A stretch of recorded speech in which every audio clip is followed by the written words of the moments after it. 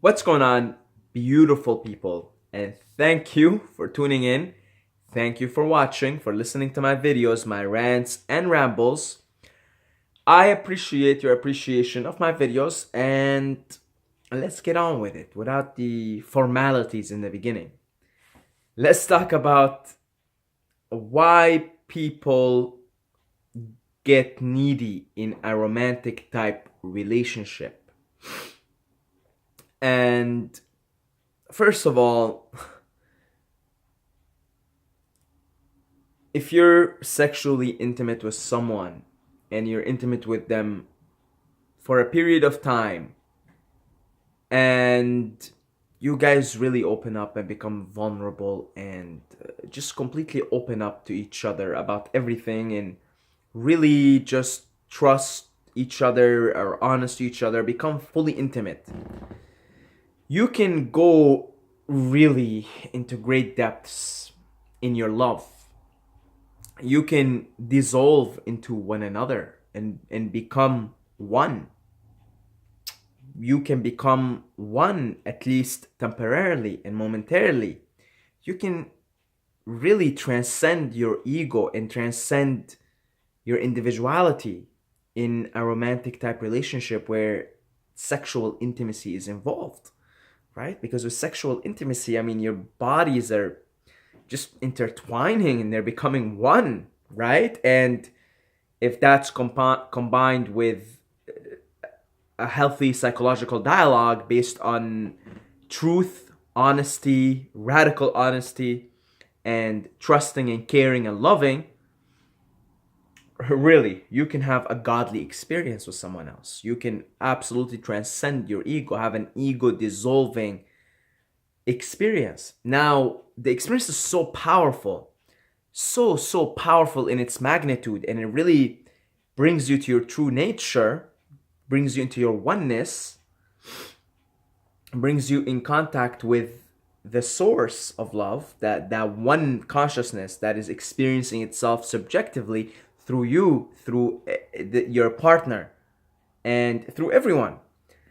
So having that type of relationship, you can really go deep into it, dissolve your ego, and really just get to really deep levels of intimacy. Now, in the process of that,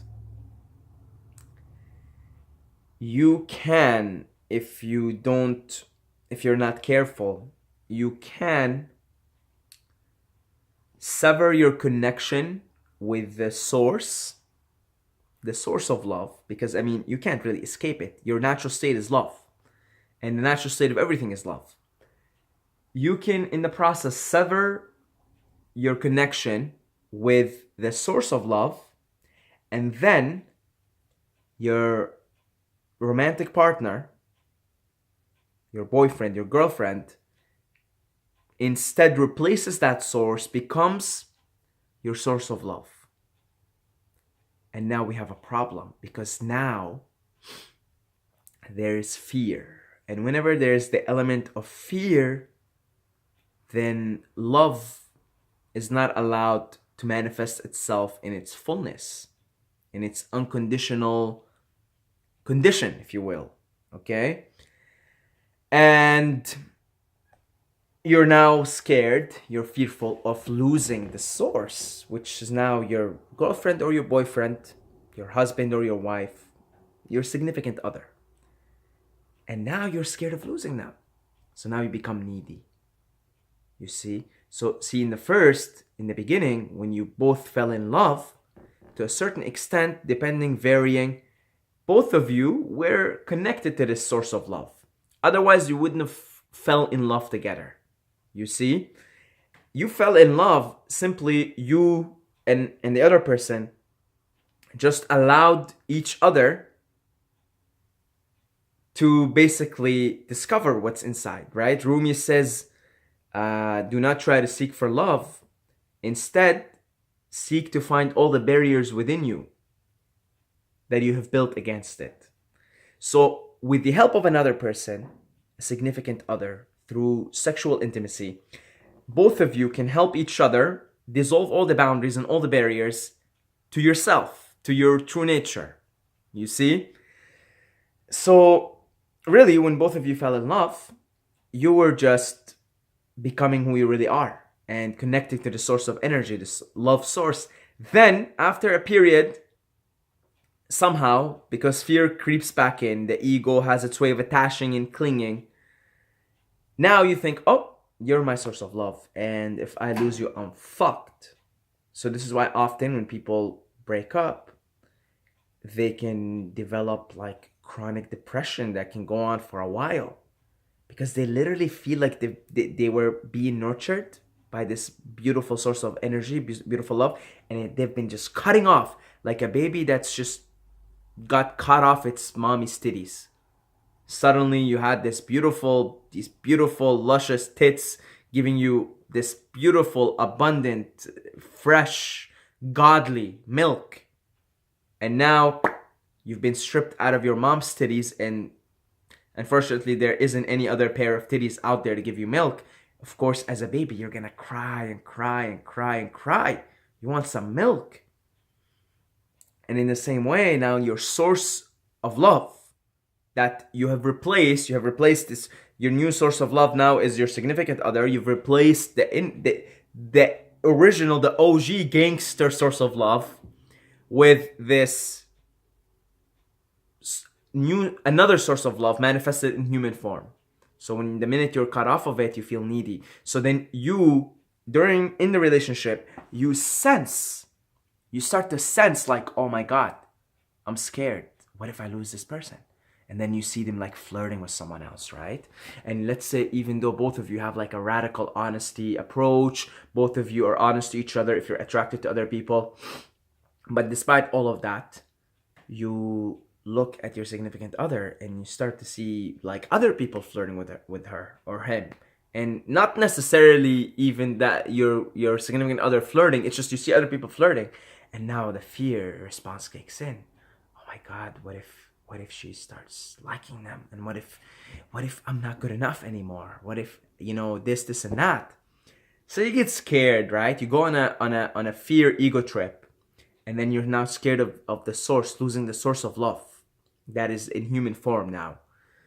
That only helped you discover who you really are and helped you momentarily and temporarily dissolve all the boundaries that you have built against love. And now you're needy. You see? So if you don't want to be needy and if you want a healthy relationship with someone else, and it takes two to tango. This requires conscious effort on both ends. Both people have to be aware and in tune with this. Both people have to have their own time and spend their own time in solitude with other friends or whatever it is, and connect with the source on their own terms. You see, because look, we are in an ocean of love, and this ocean is infinite. It's infinite. We're in infinity right now. We're in infinity. And the nature of the force of the Tao, the eternal thing, the source of love, cosmic love, is eternal. It's all eternal. It's eternity. So each one of us in our human form are drops in the ocean. And that's just that. We're drops. I'm just a drop of love. This little God consciousness, this little loving awareness that is swimming in an ocean of love. And this ocean of love is like right here, where I'm sitting right now. I'm sitting in an ocean of love. And the way you connect with that source is through meditation, chanting. If you like to use psychedelics like I do, I macrodose psychedelics and then I meditate every morning. It really helps me connect with the source of love. I have to do this every morning. Then by all means take cold showers. Really connect with the source. Take care of your body and all the good things we talk about here in these videos, right? It takes maintenance, meaning use it or lose it. So let's say you're someone who has been connected with the source of love before you fell in love with your significant other. Really, like you've been just amazing, loving and kind towards the beings around you because you just feel the love inside. you see like a dog or a cat, you pet them. Just genuine love. You've been connected. You've been doing everything right. You've been meditating. You've been chanting. You've been, you know, going on psychedelic trips to help you. You've been taking cold showers. You've been exercising. You've been eating healthy. You've been fasting. You've been doing everything. And you're really, really connected with the source. And then you fall in love with someone else who's also connected to an extent, maybe a great extent or a lesser extent, but someone who's connected also, right? Is doing the same thing. You fell in love with them because you saw, like, oh my God, I'm really attracted to this energy in you. And then one of you, or maybe both of you, fall in love so much, and then it becomes such a shortcut, because it's such a shortcut, right? Like falling in love with someone else, getting sexually intimate with them, being fully intimate psychologically, just absolutely opening up your heart, opening up your genitals, opening up everything that you are as a human to each other. This becomes a shortcut. Then you start to slack on your meditation. You start to slack on your cold showers, right? Start to be like, I'm feeling a little bit lazy, right? Maybe you guys just had sex, and then now you're like, oh man, I feel good. Like, I don't really want to take a cold shower. You know what? Everything is good today. Everything is good. I don't need to take my cold shower for the day. Like, what do I need? I got a beautiful, beautiful woman, beautiful man with me here. And like life is good and I don't really need to do anything right now. You know what? I'm not going to take my cold shower for today. And you kind of start slacking off, you see? So you're like, you know what? I'm not going to meditate for today. I'm not going to take a cold shower for today. And then it starts happening more and more because this is such a shortcut. All you have to do is see the other person and start like kissing each other and, do all kinds of things. And it's like, boom, now you're in love. Now you're in love. Like, it's easy. You no longer have to do your cold showers. You no longer have to do your, not as much anyway, your meditation, all that other stuff, spending time in nature, being in solitude, journaling, all these things that keep you connected to the source, to your higher self. You start to slack on those. And then you start to abuse the shortcut. And maybe one of you guys or both of you start to abuse the shortcut here. All right, let's just get right into love. And then one of you, maybe both of you, will start to become needy. And usually it's one person becomes more needy, and then the other person realizes that, and then now we have a mismatch in vibration. Now we have two people that when they met, they were sort of on the same vibe, and now one is becoming needy, maybe both. Usually it's one becoming needy, the other one saying, what the fuck, I don't like this. Like, I thought we were sharing, now I feel like I have to give. Because look, when one person is needy, since we're in a duality based reality, when one person is needy, what's on the other side of neediness? Then the other person has to give, right? One is needy, right? A baby needs milk. Mommy's titties are there to give milk, right? So now we're caught in this dynamic where one person is needy, the other person feels like they need to give. Now the person can give you, but I mean, how much can you still be giving? A relationship, a romantic type relationship should be one of sharing. Both people should be sharing their love, sharing their enthusiasm, sharing their joy with one another. It's a sharing, caring, loving type thing. It shouldn't be one person giving, the other person taking and needing. Nobody's gonna like that. Not a needy person's gonna like that. They're gonna feel awkward and weird about it. The person that's constantly giving is gonna be like, well, I'm just giving here. Like, is that my job here? Like, if you're needy and there's a girl, like a girl's now becoming your mommy essentially. She doesn't want to be that. She doesn't want to be your mommy. She does not want to be your mommy. Believe me. And yeah, it's, you got to connect back again. If you're feeling needy, just connect back, take a break, take a step back, go in.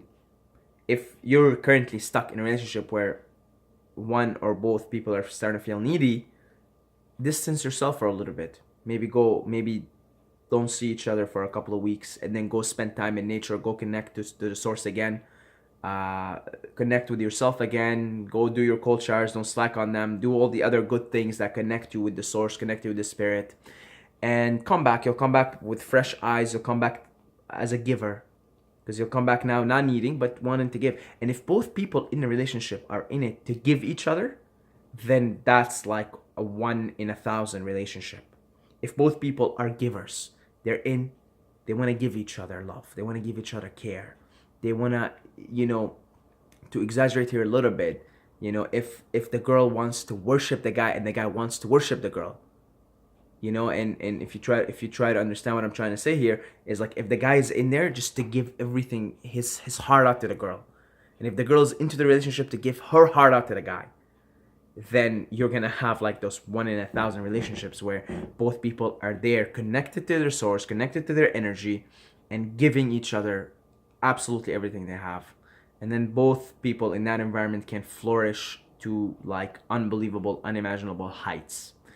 And yeah, so that's why people get needy. That's why people get needy. You just gotta connect back. The internet connection is shitty.